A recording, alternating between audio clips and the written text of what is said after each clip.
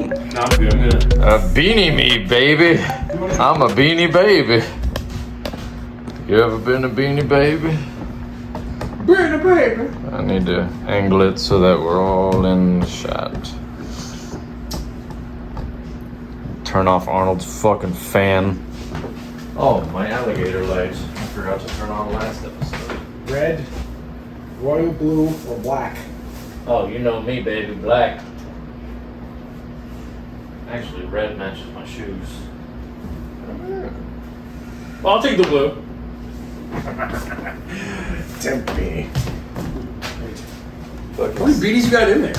Oh, A bag full. I've got 4. A bushel. This is part of my. I'm moving to up north.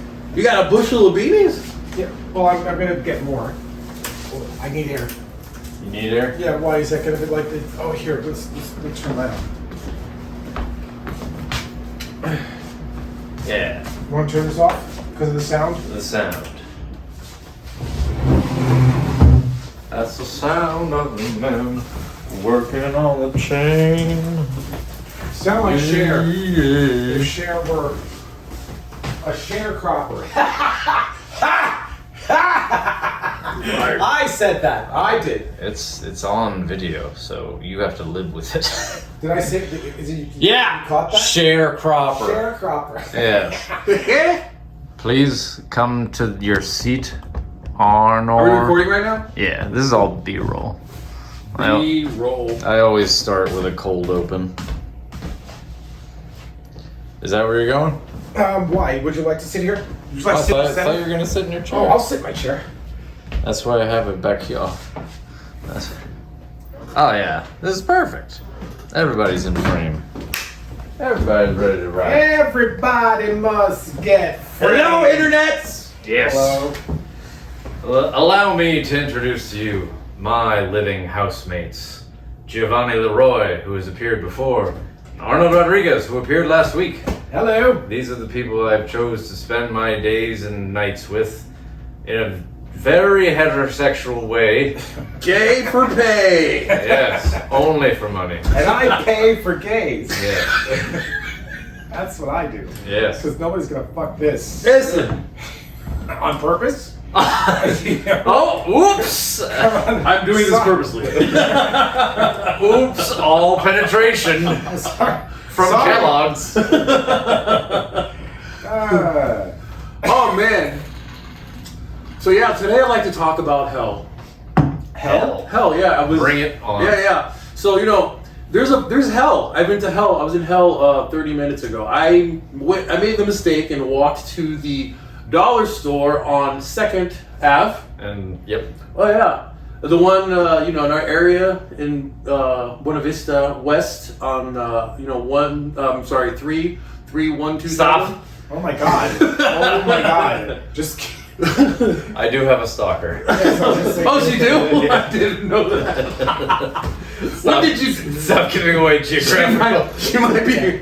I want to Yes. right into. She might be working or was shopping at that dollar store. Waiting for Just me. give our coordinates. But yeah, like I walked in there. It was my first mistake. I shouldn't have gone there. Like it was like, yeah, I don't know what I was thinking, And the first thing that happens, you walk in and you get a waft of like carcinogens coming off the plastic products.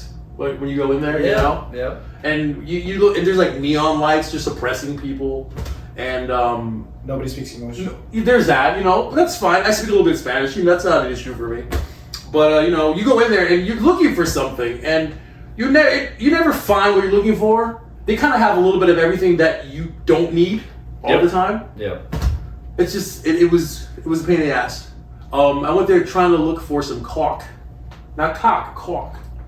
Oh, Yeah. we're back to gay for pay. Dollar cock. Dollar cock. And I feel like hell is the dollar store.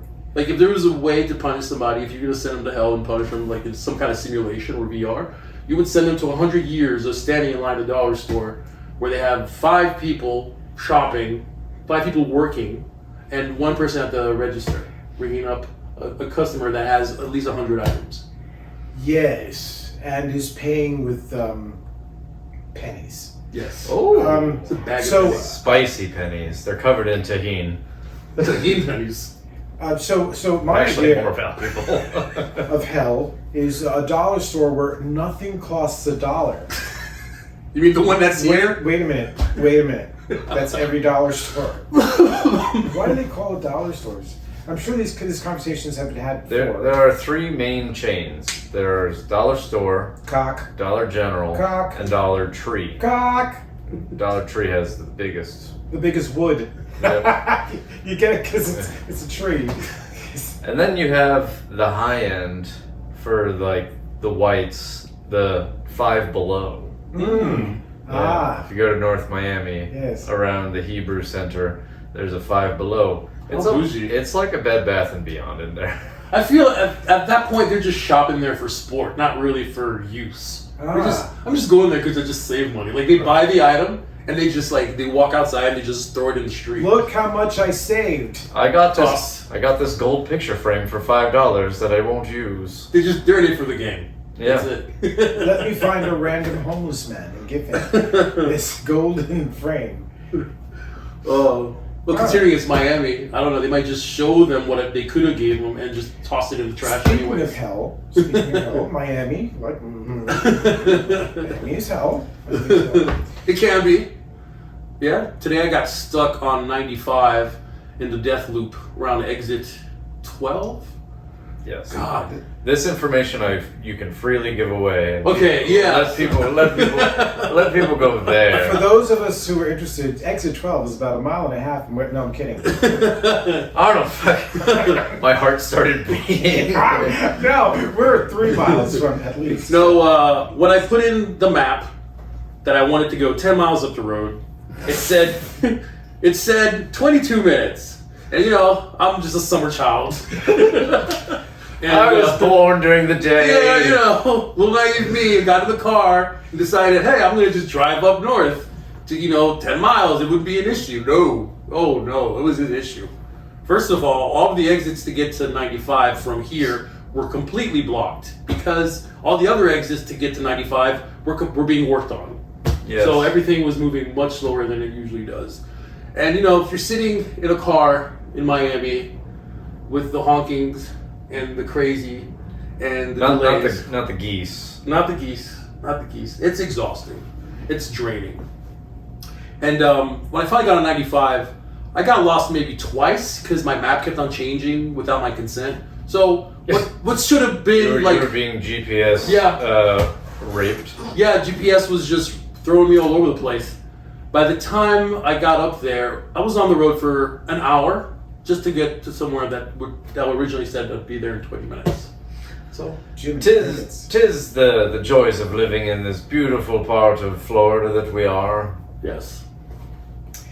People tell distance differently down here. I'm from New York, which of course makes me a cliche in Miami because this is basically the 6th borough. But you've been here so long, you're not a New Yorker anymore. I'm not. It's so true. I've lived in Los Angeles, I've lived in Miami. Even when I lived in New York, I moved all around New York, so no, I don't feel like a New Yorker anymore. It's in my blood. It's my nationality. Yes. But it's not who I am anymore. Anyway, but I remember that, I would when I moved to Los Angeles, and when I moved here, and someone would tell me if I was asking for directions or if the GPS was giving me directions, and it was, right down the street. Now, if you live in New York, you tell somebody something is down the street, it's down the fucking street. It's like it's on the same street, and you can basically walk to it. Or one subway stop or something like that. Down here, people tell distance differently. Someone says down the street, they actually mean 5 miles down the road. See, my favorite thing is not the distance. It's the people who tell time differently in this city. Oh, God, yeah. I'll be there in 5 minutes. Ah. That means a half an hour minimum. That's the influence of the Latins and the gays. Well, I mostly blame Jose. Yes. Jose. That depends on what, I don't know, it varies from culture to culture. Like, if a Cuban tells you half an hour, that's going to be an hour and a half. Yes. This is actually true. If a Haitian tells you about 20 minutes, it's going to be about an hour and a half. Yes. If a white woman tells you 5 minutes, it's 2 hours. Yeah. There's many variations Yeah. of time in this place that It's we are. amazing. Like everyone just lives in alternate realities, and we're just living side by side at the same time. That's very interesting. Perceiving time differently. I think about that a lot because I have such bizarre dreams. Like the dream that I was having today had something to do with like being in the Running Man. That sounds amazing. Yeah, it was like the '80s one, not The Arnold one? not the new one that's coming out. And I was just like, oh man, there's all these traps and cool shit, and like people are fighting. I'm like, oh, this is pretty. It's like, you know, It's home. yeah, I live here. I can do this. I live here. Yeah. Was The Running Man in the 80s with Arnold Schwarzenegger? Is that the one with Sharon Stone? That was Total Recall. Total Recall. Thank No, you. they had the Latina woman that was in every Arnold action movie back then. Yeah. She was in Total Recall. We gotta figure that out. We gotta yeah, shout out. somebody with a phone. Shout out to this Latina woman who was in every. paving the way Yes. for all the other. You have your Who's phone? got All right, I'll do it. Yes. I'll We do gotta it. You talk shout about out. yourselves. Shout out. We'll let Arnold be our tech secretary. I'll be your EMD. What is it called? DMV? No. Yes, Arnold, you're our DMV. EMDR? What is it? Okay, the cast of What is our The Running Man. electronic music, drum and bass? No, it's like Actually, the hey, there we go. Cast of Running Man, 1987. Ready? Okay, let's look for Spanish. Maria Conchita Alonso. thank you, Maria, paving the way Thank you for all the hot Latinas to get on Yes, screen. yes. And And it also starred Yaphet Kotto. Moment of silence. Yaphet Kotto. I remember him from the Alien. what was his role? He was Laughlin. That was his name in the movie. But was he like the host? I'm trying. It just gives me his. Oh, IMDb is what I was thinking of. I wasn't thinking of EDM or IM Or MRI. EMDR. There's IMDb. Yaphet Kotto. It just gives me a history of who he was. Does not. Yaphet Frederick Kotto was an American actor for film and television. His films include science fiction horror from film Alien and neo-noir action thriller Across 110th Street. Can I see this? Okay. You know, I wonder if Maria. Oh, the black guy. Yeah. I wonder if You should Maria. have just led with that. So there was other black people in that movie. No, but in Running Man there was one. You know, I just had a thought. Okay. I think that maybe that Maria put the taste of Latina in Arnold's mouth. Yes. Yeah, he does have a half Latino son. Yes, Does he he? does. Yeah, he had an affair with his maid. the maid. Huh. Yeah, Good for him. like all governors. caliente. All, I mean, can you blame him? all governors should have. Here, this one says Yaphet Kotto was a versatile actor. I'm just saying Yeah, because Was he switching? No, it's like that's what I'm saying. It's like Was he also playing women? we started with gay for pay. So. I mean, he's a switcher. He topped the bottom. Was he Sigourney Weaver's stunt double? Let's see. The scene is extra dark, so Yaphet, get in there. Yeah, it's a pretty successful movie. Plot. By 2017, following a worldwide economic collapse and resource scarcity, the United States has become a totalitarian police state. Oh my God! By the way, we're recording this on election night. Wait. Like, you know. Are you reading the plot of Running Man? I sure am. Okay. The government maintains control through propaganda. Oh my God! Censoring unsanctioned art, music, and communications. The most popular TV show, The Running Man, is a state-controlled game in which incarcerated criminals can earn their freedom by surviving as runners against lethal stalkers. There we go. Yeah, we're right back to stalking. It's like ice. Ice, baby. Yeah, for real. Okay. But you know, it's not fun at all. Oh my God! All this talk of incarceration makes me think of our president. So anyway,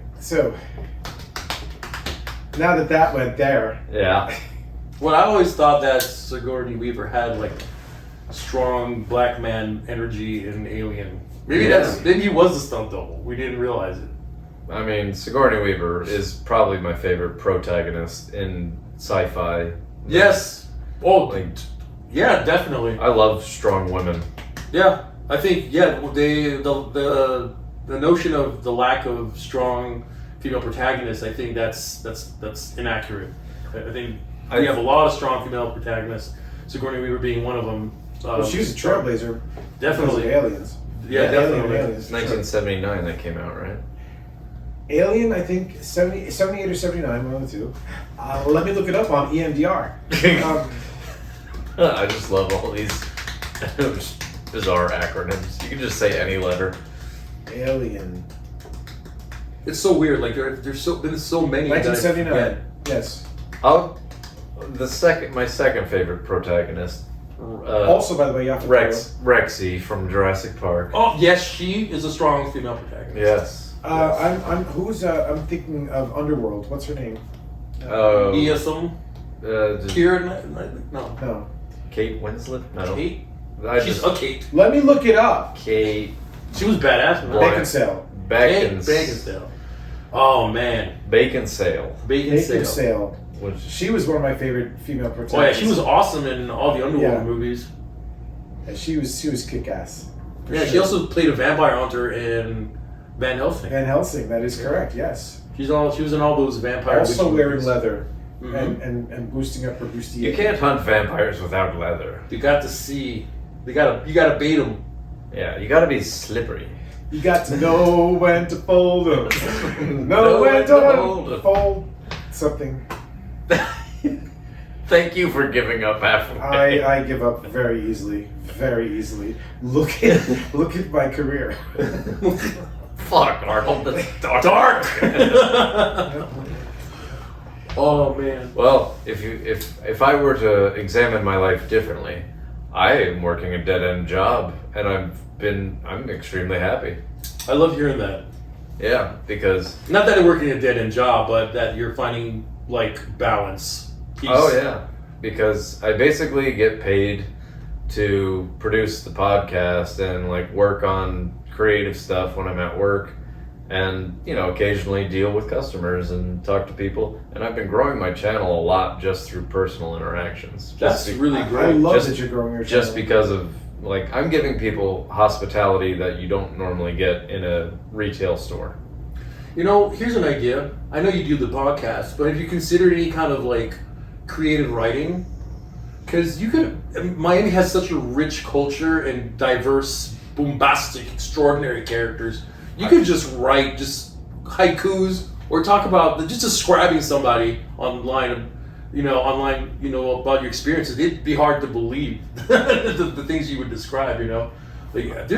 I think there's a story that can be told. I've got so many stories in me, and I was thinking about this last night because I was watching Venture Brothers again for the third time, and I'm like, I can see like 3-act structures in my mind of like stories, and I'm like, I kind of want to make a cartoon. That'd be fun. Here's another idea. Have you considered just walking around and taking pictures of just random things in the city? I do that sometimes. I think that post them. There's a picture that I posted, I think maybe a month ago before October, of an old PlayStation 1 controller just wrapped around a fucking telephone wire. Dude, 2 weeks ago, I was just walking around the design district about to cross over to Target, and I noticed one of the main poles that was holding up the overpasses, the concrete column, had the face of a baby, like a doll, on the concrete pillar. Creepy.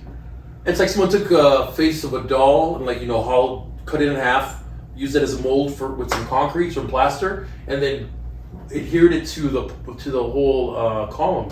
And it's just like a baby's face on this massive column. I'll send you a picture. Yeah, oh my gosh. Graffiti in the city continues to evolve. I just went to the Museum of Graffiti recently with a lady in my life. Ooh!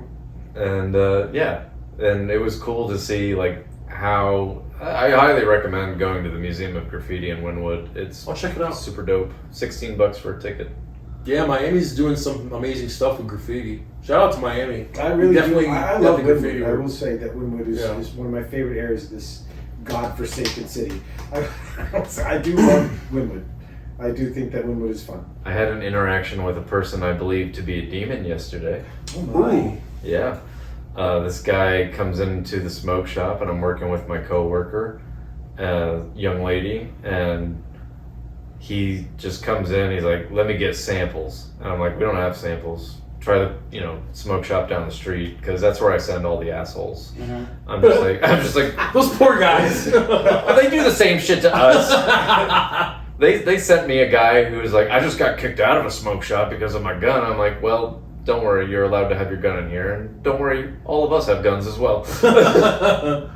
Which is true. You're amongst friends. My manager, like, everybody has guns in my smoke shop. So try some shit. It won't end well for you. But I sent this fucking guy. I tried to send him because he just, like, after that there was no dialogue. He went like completely mute and bug-eyed, and he's just like staring at my coworker, this poor young girl, and just like doing this like weird like demon sway. And this happened for about 3 seconds. I'm like, all right, dude, if you're not gonna buy anything, you need to leave the store, please. I start off polite. Yeah. I hit him with the second warning, and I was like, okay. And then as I went to go reach for my phone to record all this, he dipped out. Weirdos. Yeah. So But that's one of the best ways to get rid of people, is to start recording them.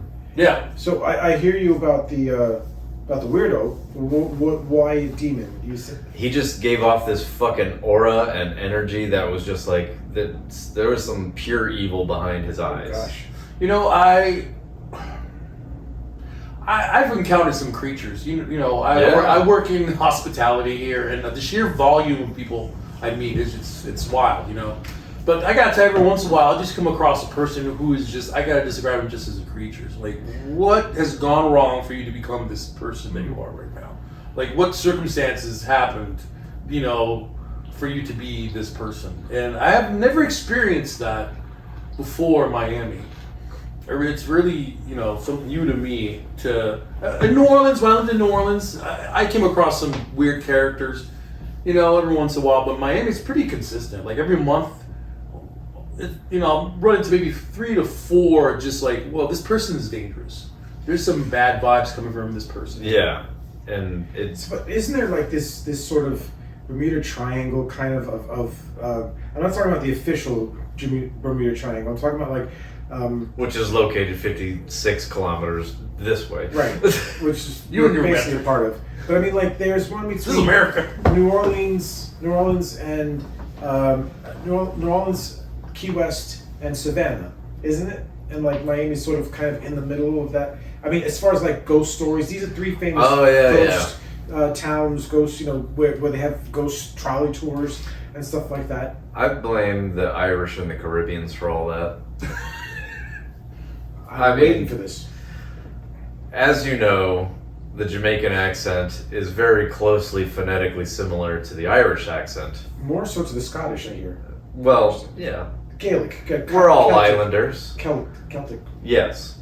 But the Irish brought all of their weird fairy bullshit over. I take personal offense to that remark. It's Now go on. and you incorporate that with the the indigenous religions of populated islands like Jamaica or Virgin Islands or wherever, and you get this weird fusion of fucking spooktastic stuff of legends and lore that kind of commingle.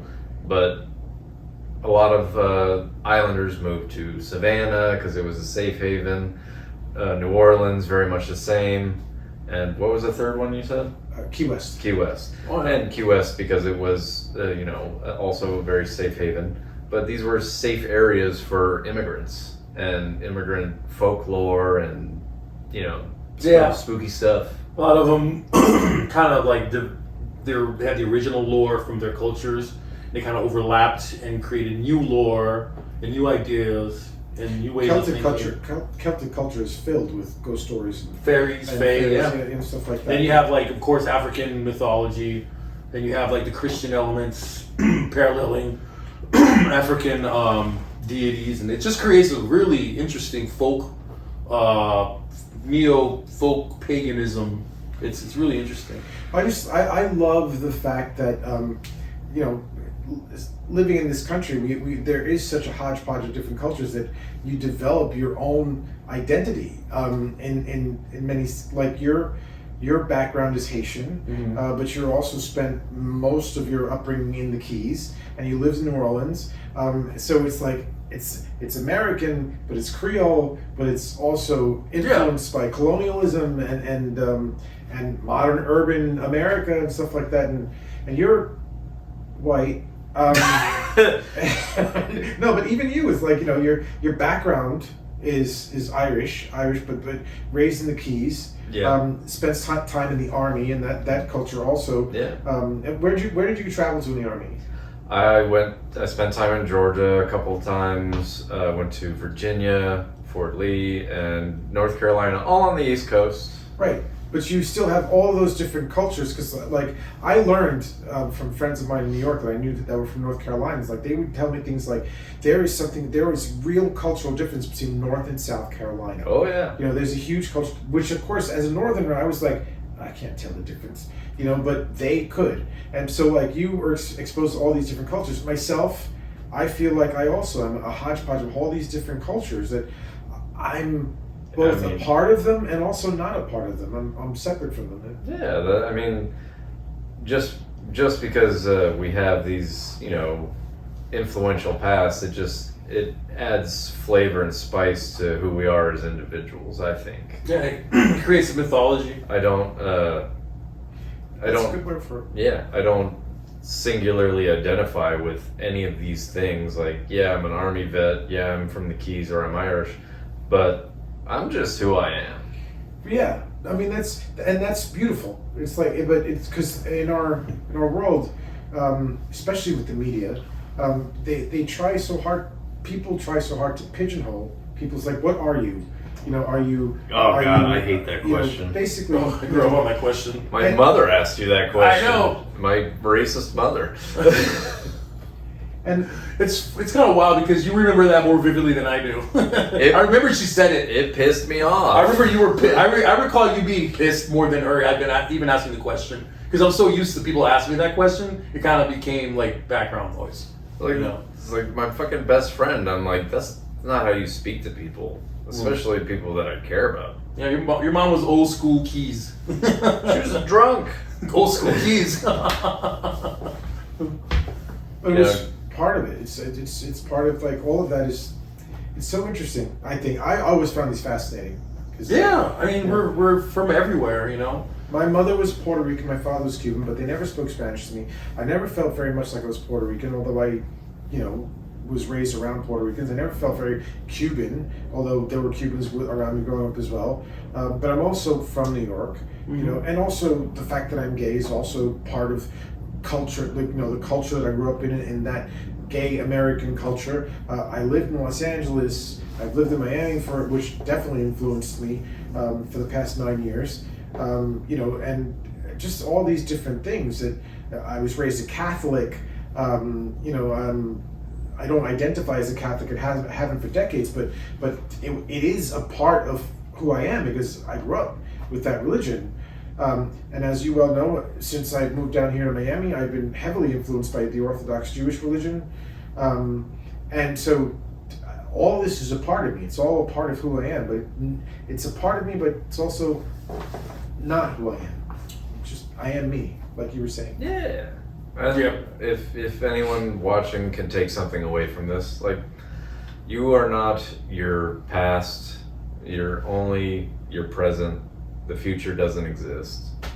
And you are greater than the sum of your parts.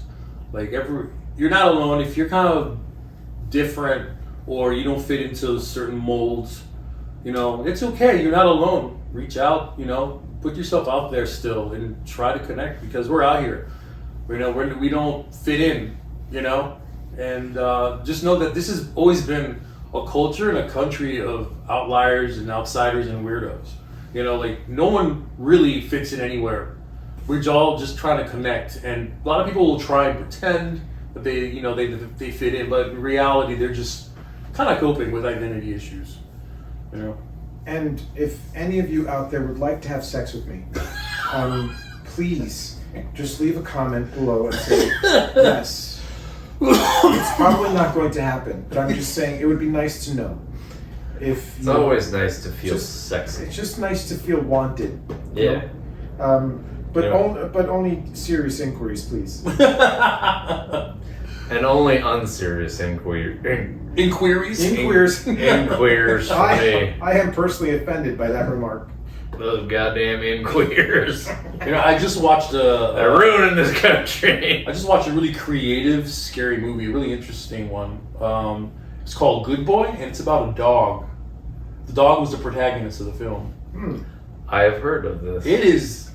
It's you go in there. You have to be realistic with your expectations. It's an indie flick, and it's an hour and a half, and it's basically this dog trying to keep his owner from being killed by these entities. From the dog's perspective, you only get a glance at someone's face once or twice. It's the dog, and that dog can act.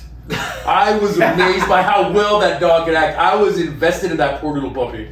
I was feeling for it. Oh man! And I highly recommend it. It was a nice little Halloween release, and for any horror fans out there. Yes. And also, Been eating good this Halloween season. You've been watching Welcome to Derry? I started episode 1. Oh man, that's a good series. That's gonna be great. I'm excited about that. And the Smiling Friends, Halloween was amazing. I love that. I haven't watched the new season. It's amazing. But I want to real quick break away. The way Arnold consumes horror content is probably the footnotes. Unlike anyone I've ever met, and it's so unique and charming to me. I love it. Because Arnold won't watch the movies. He'll watch the reviews. I'll watch the reviews of the movies, and he'll be like, "Have you watched it? It's great." It's true. I don't invest my time and energy in stuff, but I'll watch podcasts that review it. And it's not just horror movies, but like stuff like entire series. I have this relationship with Game of Thrones, Brooklyn Nine-Nine, The Last of Us. The Last of Us. These are all things I've never watched a full episode, except Game of Thrones. I remember that the last I think episode I watched with you here of the series. I think during COVID we were watching a lot of it right here. Right, but on other this than couch. that, I don't invest my time in sitting down and watching entire episodes of television. But I know everything you ask me anything about Game of Thrones lore, and I could probably tell you, or The Last of Us or something like that. But I've never watched the full episode. You gotta watch Sinners. I've never watched the. You need to watch Sinners. At least that. I know. Ask me. I know everything that happens in that film, but I have never watched I've seen many scenes. Again, the Irish immigrants ruining the country, There you go. appropriating black culture. It's true. It was kind of tragic though. Like he admitted himself in that as the character. What was his name? The white guy? The vampire. Oh, I can't remember. Yeah. Arnold probably knows. I do. I'm gonna look it up right now. He talked about before he was colonized. He talked about being pre-colonized, like living as a free person In Ireland. in Ireland. Then he talked about the religious people coming in and like colonizing them. Goddamn Catholics. Brr. Wikipedia. Okay, let's see. Just one. I don't remember his the character's name. It's the Sinners antagonist. You could just type white vampire. Pop right up. I was just thinking about that whole thing. Like you said, you met a demon at work.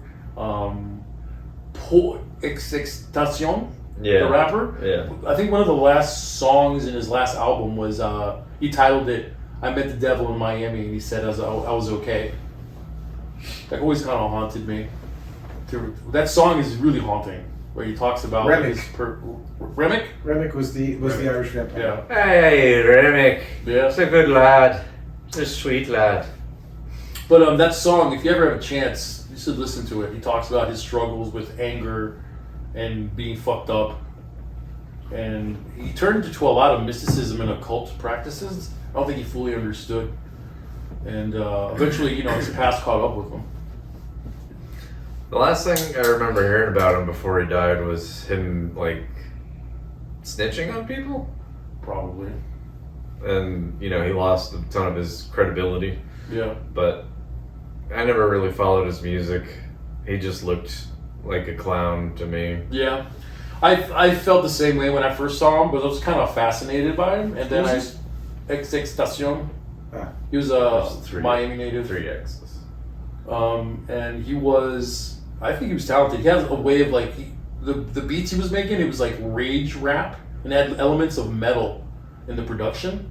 So it was just kind of like this wrathful metal type of hip hop that he was creating. But he had a very volatile personality. He was super traumatized, and he was just going around just causing chaos, stepping on people's toes, abused his girlfriend, did a lot of drugs, tattooed his face. I mean, he was just, every day was just possibly his last day until, you know, that was it. I've been having, this is completely separate. I've been having a lot of beef with other people from the other side of your island. The Dominicans? Yeah. What? They've been coming in and just being rude as fuck. And I'm just like, I don't like you guys. What are they doing?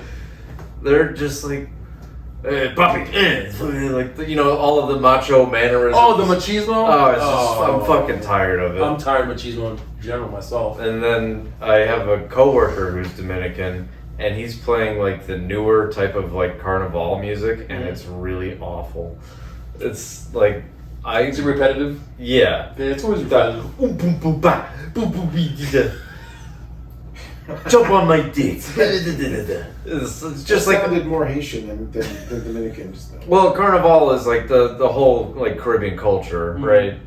But the stuff that he's listening to is just like, it's just noise. I know what you mean. Like, I honestly, like, I'm probably gonna get shit for this, but I'm not a fan of reggaeton. Like, I don't like the repetitive electronic stuff that comes out of there. You know, the dance hall music is okay in small amounts, but this guy listens to it for hours, and it just sounds like one song for fucking an hour and a half. It doesn't consider anyone else. Yeah. Yeah. And he's a young guy. He's like 20 years old. I'm just like, oh my god, you poor ignorant child. It's true. I mean, I can only do it in small doses because it starts to all blend together and sound like one song. You know, I had the same experience listening to Mexican mariachi, and it's just like the same song over and over again. Don't get me wrong, I love Mexicans. Mexicans are my favorite Hispanics. Yeah, they're my favorite Hispanics. Great food, great music, hospitality. They breed and drink like the Irish. Yeah, they're amazing. But a lot of their songs is just the same kind of like tempo, the same kind of riffs. It's like, oh my god. If there are any Mexicans out there that would like to have sex with me, please leave a comment. Chorizo. That was way better than what I had. Chorizo. I was gonna say, please comment ole. Ay.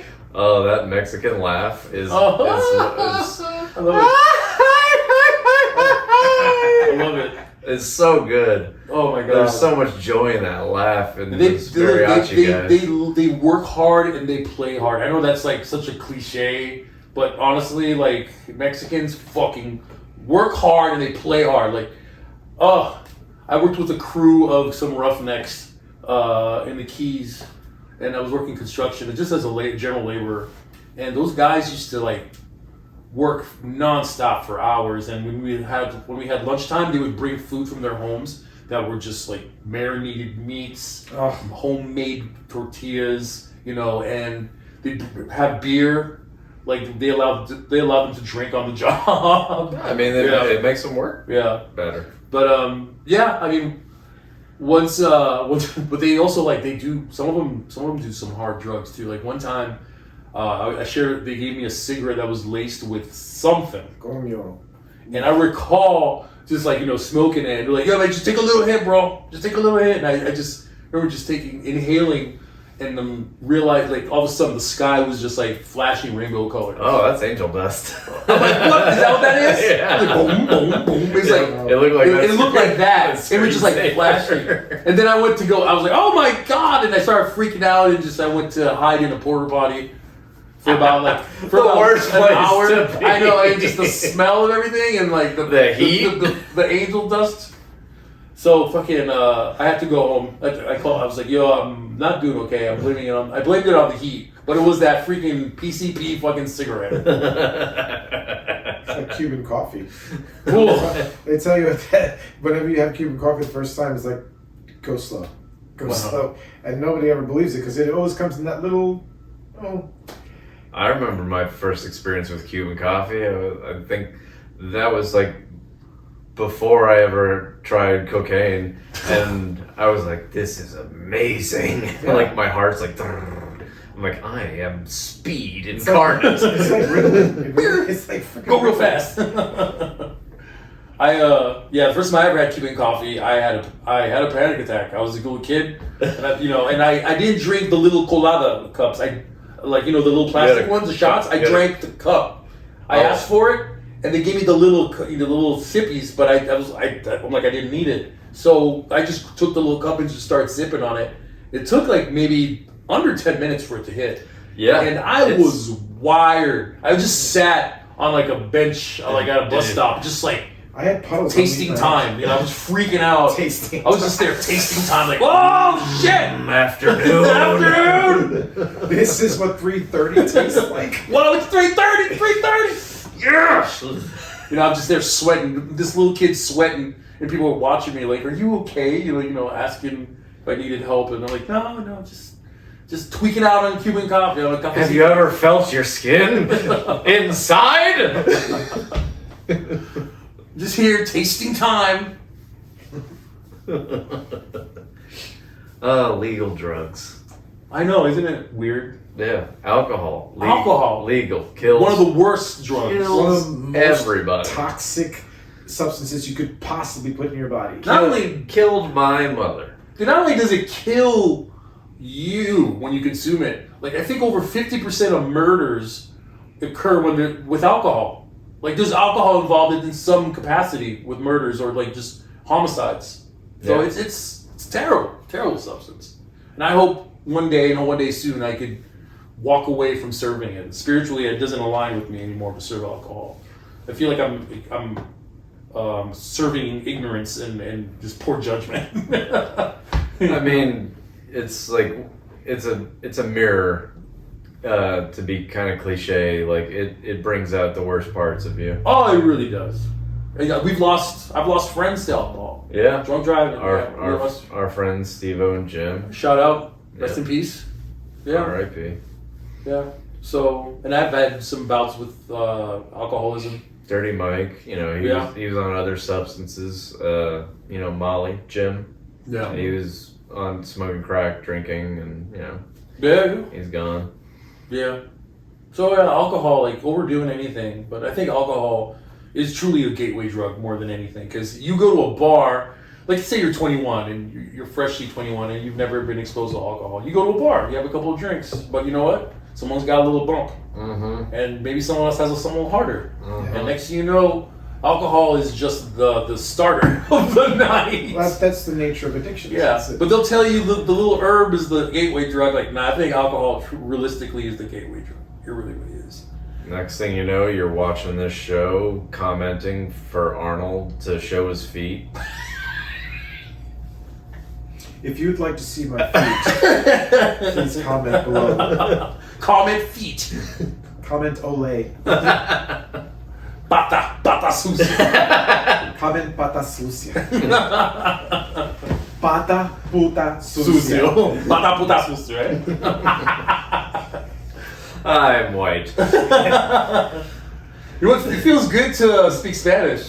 Yeah, it does. Yeah, it feels good. Like Spanish is a very sexy language. It is, and it feels good to understand Spanish. And I feel there's a part of me, like I am a quarter Dominican, and it feels good to connect to that part of me and with other Hispanics.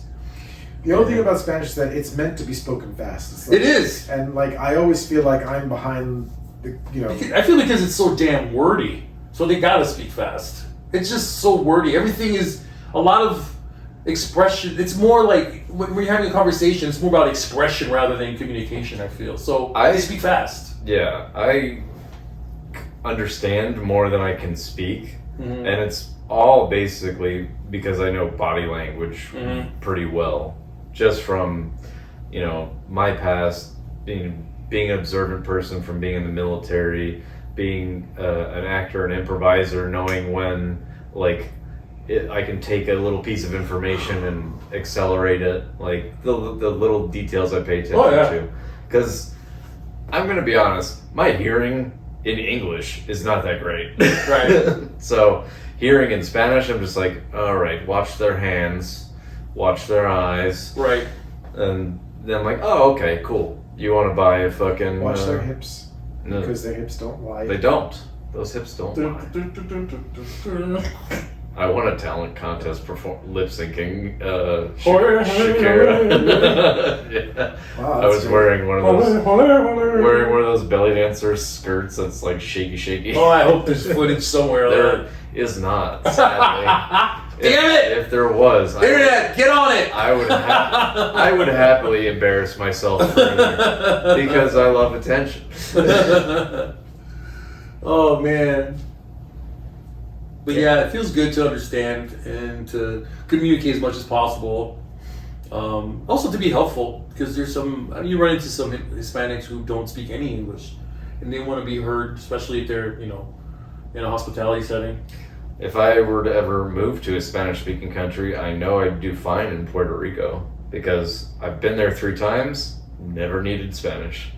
There's enough English speaking there, huh? Everyone. Well, then so they Even the little old lady that runs the gift shop before you go into the rainforest, like, she has broken English, and I was able to buy a big sun hat. Aw. I mean, that's you can easily the beautiful thing about Latinos and Latin culture, it's not like the French. The Yeah, let's slam these fucks. The French, What the French? when you try to, if you try to speak, to communicate with them, especially Parisians, they get really insulted if you don't speak it perfectly. But Latins aren't like that. Latins, if they see you making an effort, they love that, and they'll meet you halfway. Oh yeah. so. That's why I've had a lot of Latin girlfriends, because I put in a little effort. He just called Johnson a little effort. Did you see that? That was Little blanquito. Yes. But I've been researching why the French are the way they are, why they're rude to people, even here when they're visiting other countries, and especially if people are trying to speak French to them, and why they're just not responsive, or they shut it down, or they just don't bother. So the French have a very strong pride in their language, and French has a lot of archaic grammar and specific rules. So to them, growing up, they went through the gambit, and I could attest to this because when I was growing up in Haiti, when I was being taught French, essentially had teachers smacking my knuckles, you gotta pronounce, you gotta conjugate, it was hardcore, and they drill French into you hard, so much so that if you actually are decent at it, it becomes almost like a sport. French people are constantly correcting each other's language, constantly. Which is such an attractive quality. I know. So you imagine being a grammar Nazi, just hanging out with your friends, being casual. They do that day to day, even just being casual. They're constantly just ragging on each other about their poor pronunciation or grammar. So your oohs aren't ooey enough. They're not oohing. It's wrong, not wrong. It's wrong. It's wrong. So now I'm starting to kind of cut them a little slack. They're essentially traumatized. They're just broken people. Their language, they're imprisoned by their language. So when you're not a French speaker, or you speak a little bit of French, to them they're dying inside, and I think it's just they have maybe PTSD from their culture. Yeah, their culture is just telling them, don't even speak to this person if they can't pronounce something, because there's a possibility that they're trying to correct you as you're speaking to them, and they know it could possibly be offensive. So I think maybe the middle ground for them is just to walk around or not even acknowledge it. Maybe, but that's what I've been learning about French speaking issues and how they kind of snub people when people try to communicate with them in French. My French is terrible, but if I was saturated in an environment, if I was in, I would definitely pick it up, but it would still be terrible. And I probably don't have the patience to deal with French snobbery and all that bullshit with their language trauma. Arnold and I were talking before the show when I was in the kitchen about just doing an episode in made-up language. Yeah. And that would be brilliant. We should do that next time. I'm down. We used to make up languages all the time. Yeah. Yeah. It's an improv exercise, and both of us as improvisers are very familiar with this exercise, and so we do it all the time when we just pass each other in the house. It's true, yes, and also as a certified laughter yoga coach, one of the exercises is gibberish laughter, where you just start speaking gibberish and everybody starts laughing, and I love speaking gibberish. And one of the things that I used to love so much back this was kind of big in the late 80s, early 90s. Entire artists like Dead Can Dance, the Cirque du Soleil, they would come up, they would record entire albums, CDs, in gibberish language. Like the first few CDs of that the Cirque du Soleil came out with they weren't gibberish. It was a made up language. Yeah. But it sounded so real. It sounded so like real conjugations and real tenses and it was beautiful. And Dead Can Dance did the same thing. There's an Italian musician who wrote an entire song, just speaking English gibberish. I forget what his name is. I'll send it to you guys.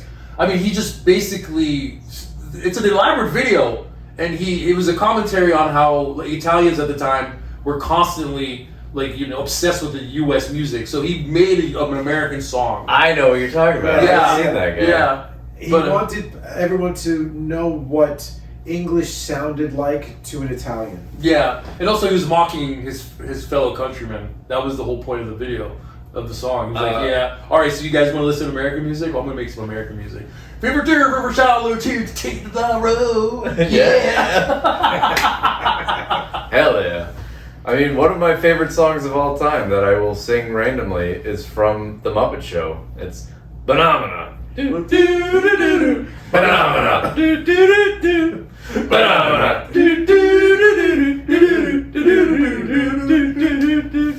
God, it always makes me fucking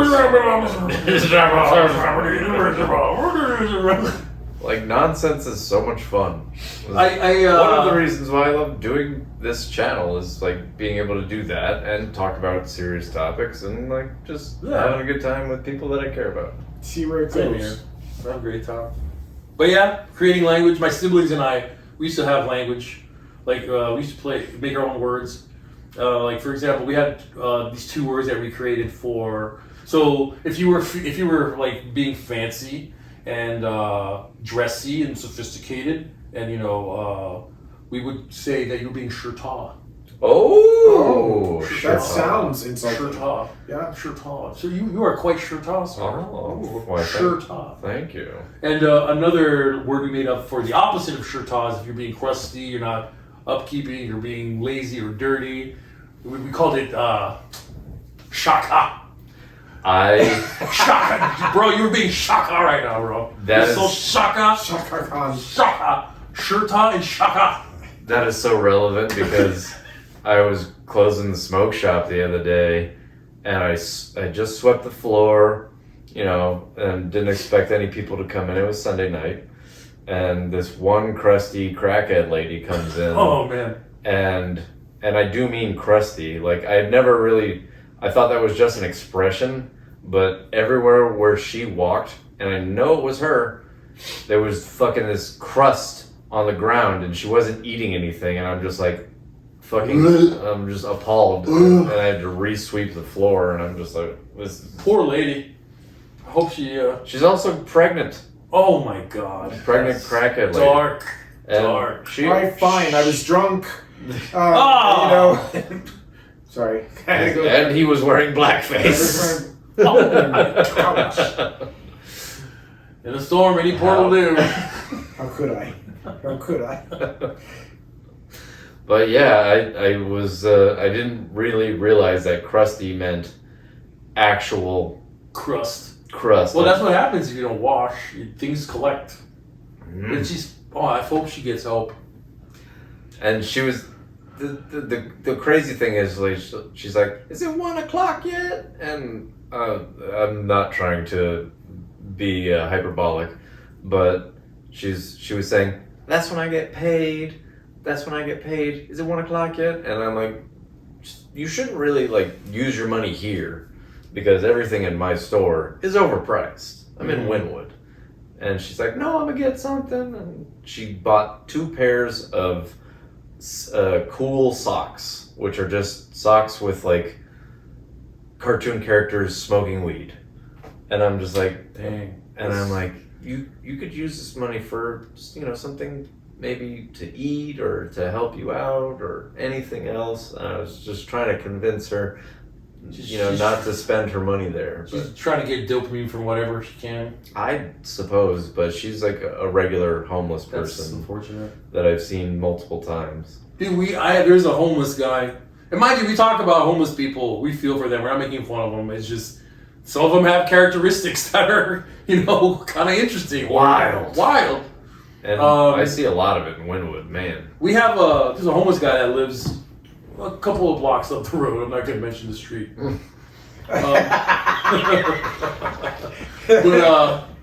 He's kind of like the Oscar the Grouch, but he lives in a cardboard box that looks like a cardboard coffin. I know what you're talking about. Okay, that guy, he's in there day and night. He's in that box day and night. Like, sometimes I'll ride my bike or walk home from work late, and I see him, like, peeking his head out from the box. Yeah. And sometimes it'll be the middle of the day, and, I'll be walking around the neighborhood. There he is. I can see his foot just hanging outside the box. He lives in like a refrigerator box. Yeah. And under a building. Yeah, you've seen it. Yeah, you've he's seen it. under that alcove thing. Under some cover. Not a lot of cover. Like, I'm sure if the rain is blowing sideways, it's gonna get him. I wonder if he has like a box connect. Like, he's got a place where he goes where he's like, this is the box. I'll tell you where his box connect is. It's that dollar store. Yeah. The hell, you mean? Yeah. I love that. The dollar store has everything that you don't need. You walk in there to look for that one thing. They don't have it, but they have everything else that nobody wants. Like, do you want this Teflon? We've got a lot of it. Here, giant toothbrush. Why? Random baby sock. Huh? Do you want 3 parts of a shelf and not the rest of it? So this is where we call back everything and bring it all together. So like really snooty, shirtoff French people walk into a dollar store and shock out dollar store. Right. And Sigourney Weaver's there fighting an alien. And Arnold with her black man aura is finally having sex with someone. Yes. Schwarzenegger. Yeah.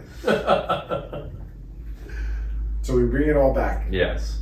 And scene. That's pretty good. I think that's a good way to close it. Yeah. We talked a lot. Manage your expectations and get all the sex you can.